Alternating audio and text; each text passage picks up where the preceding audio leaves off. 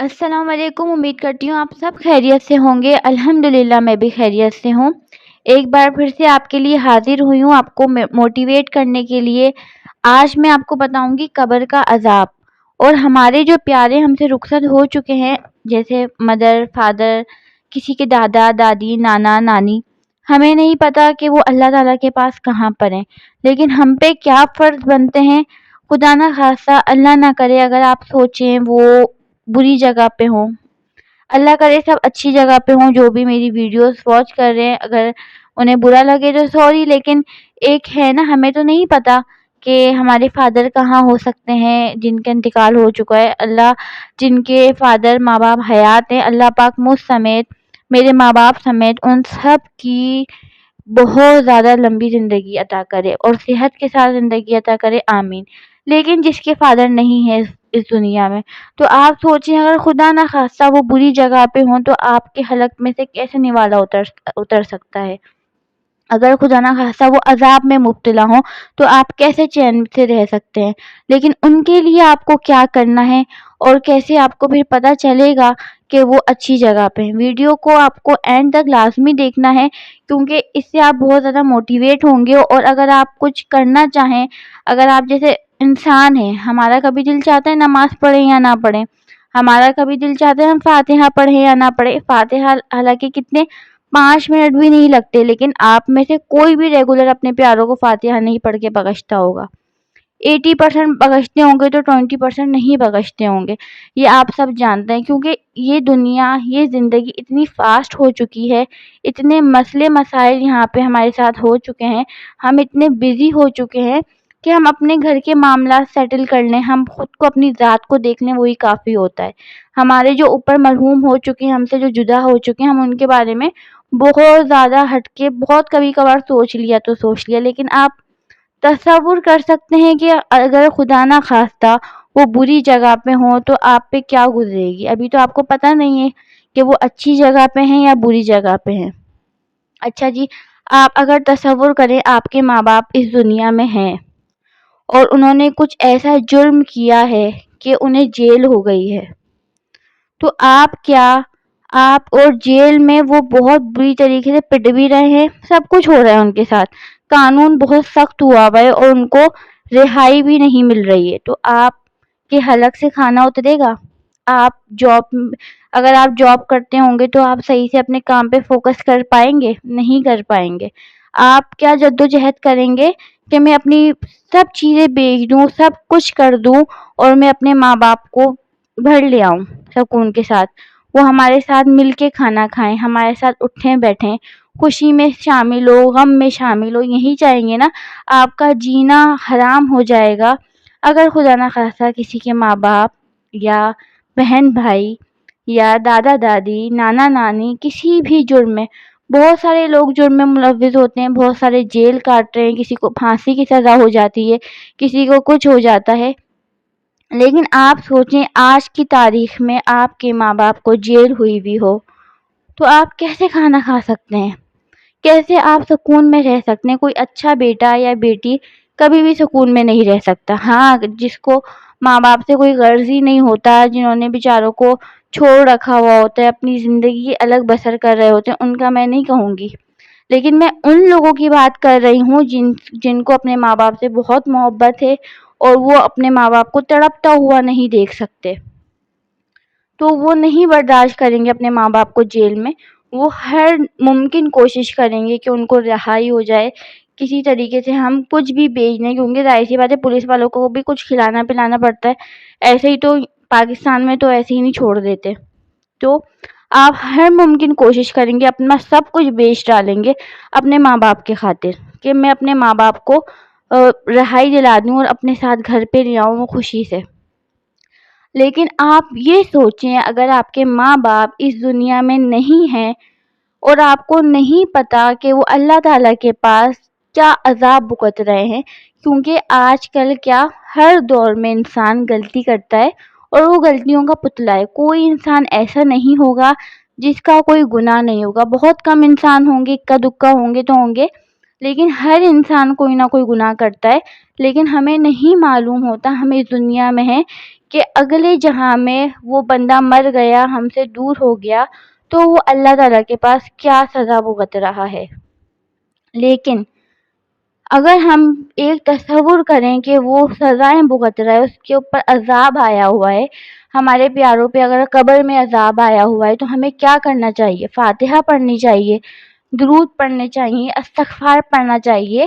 وہ ان کے لیے ایک ایسا ہے جیسے اے سی، جیسے جس میں سے ٹھنڈی ہوا آتی ہے، اور عذاب ایسا ہے جیسا آگ، کسی نے آگ والے کمرے میں بند کر دیا، وہ بندہ جل رہا ہے، راکھ ہو رہا ہے، ایسا ہے عذاب۔ اس سے بھی بدتر ہے عذاب۔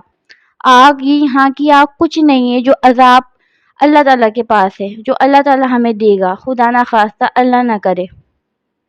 تو آپ یہ سوچیں، آپ اپنے ماں باپ کے لیے جو آپ سے مرحوم ہو چکے ہیں، ان کے لیے آپ روزانہ کیا کرتے ہیں؟ اپنی جائیداد تو نہیں بیچنے کو کہا اللہ تعالیٰ نے کہ آپ ماں باپ کے لیے جائیدادیں بیچ دیں اگر وہ مرحوم ہو گئے، یا کچھ اور تو کرنے کو نہیں کہا، صرف فاتحہ پڑھنے کو کہا ہے کہ آپ ایک فاتحہ بھی پڑھ دو تو کروڑوں لوگوں کو آپ بخشوا سکتے ہو، ان کے اوپر سے عذاب ختم کروا سکتے ہو۔ 100 درود پڑھ دو، 1000 درود پڑھ دو، ایک دن میں کیا ملے گا؟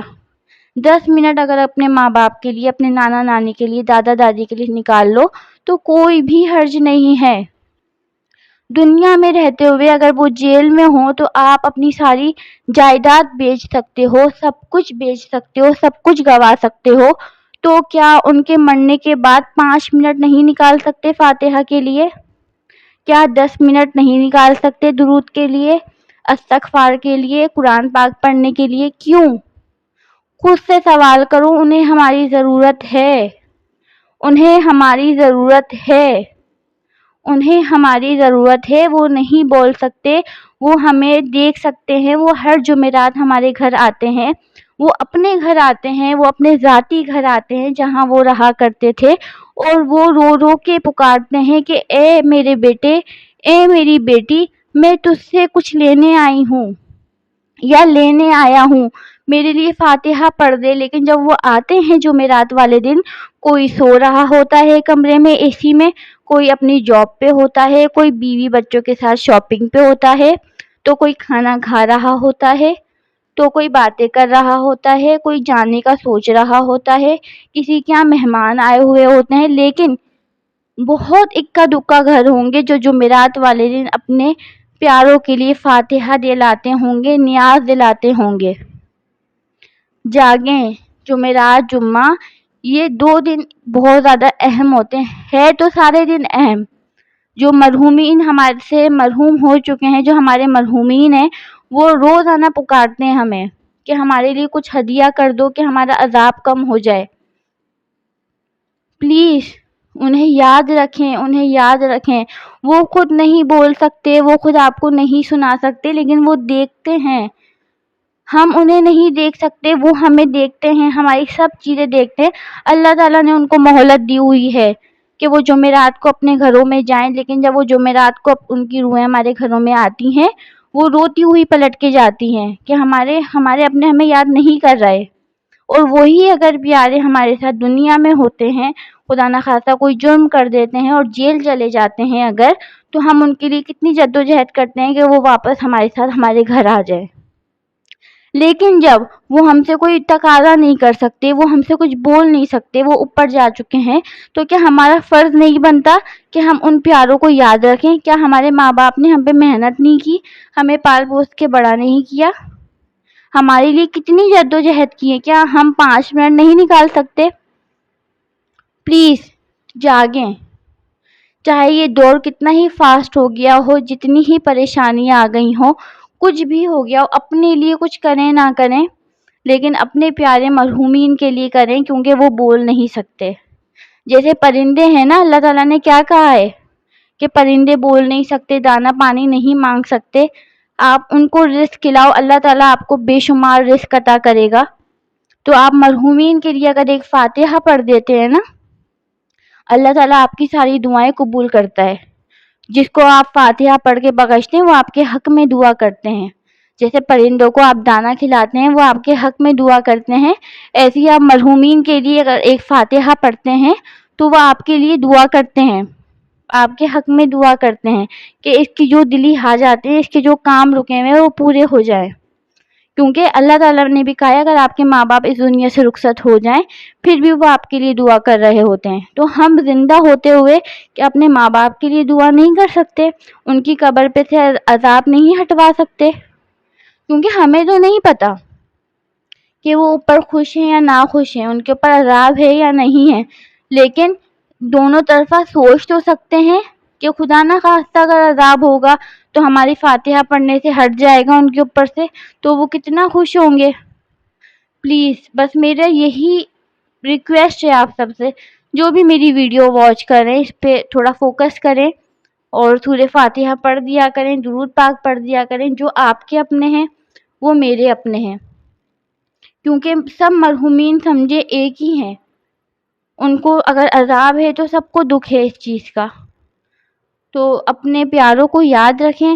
اللہ پاک آپ سب کے پیارے جو مرحوم ہو چکے ہیں ان سب کی اگر قبر پہ عذاب آیا ہوا ہے تو عذاب قبر ہٹا دے، بس یہی دعا کر سکتی ہوں اور آپ کو میں موٹیویٹ کر سکتی ہوں۔ میں چاہتی ہوں میں اپنی ہر ویڈیو میں ایسی کوئی بات کروں آپ سے کہ آپ مرحومین کے لیے جاگ جائیں، تھوڑا سا جاگ جائیں، بس میں موٹیویٹ ہی کر سکتی ہوں آپ لوگوں کو۔ اللہ کرے آپ کو سمجھ آ جائے، اپنے تھوڑا سا ٹائم نکالیں دن میں اور اپنے مرحومین کو دیں، بس میری یہی ریکویسٹ ہے۔ چینل پہ نیو ہے تو لازمی سبسکرائب کر دیجیے گا، بیل آئیکن پہ پریس کر دیجیے گا تاکہ میری ہر نیو آنے والی ویڈیو آپ تک پہنچ سکے۔ ملتے ہیں نیکسٹ اچھی سی ویڈیو کے ساتھ، اپنا بہت خیال رکھیے گا، خدا حافظ۔